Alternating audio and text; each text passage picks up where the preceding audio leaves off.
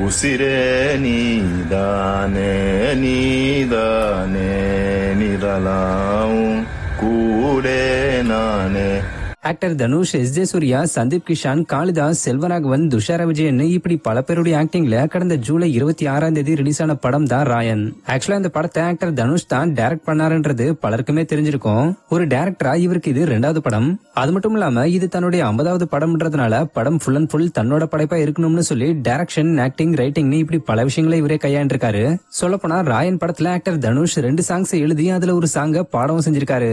முக்கியமா இந்த படத்துக்கு மியூசிக் கம்போஸ் பண்ணி கொடுத்த ஏ.ஆர். ரஹ்மான் அவர்களும் இந்த படத்துல 2 சாங்ஸ் பாடிருக்காரு.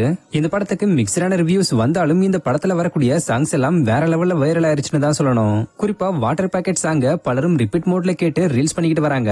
இன்னும் பல பேர் அடங்காத அசுரன் சாங்ல ஏ.ஆர். ரஹ்மானோட வாய்ஸ்ல வரக்கூடிய உசிரே நீதான பிட்ட மட்டும் கண்ண மூடி கேட்டுக்கிட்டு வைப் பண்ணிக்கிட்டு வராங்க. அந்த வகையில ரீசெண்டா ஃபேமஸ் இன்ஸ்டாகிராம் இன்ஃபுளுசரான கிளிபால் இந்த உசிரே லைனை ஓனாவே பாடி ஷேர் பண்ணிருக்காரு.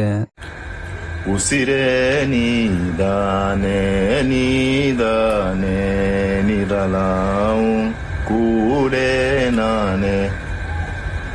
எதுவும் வேணாமே வேணாமே முடிவும் கூடே தானே.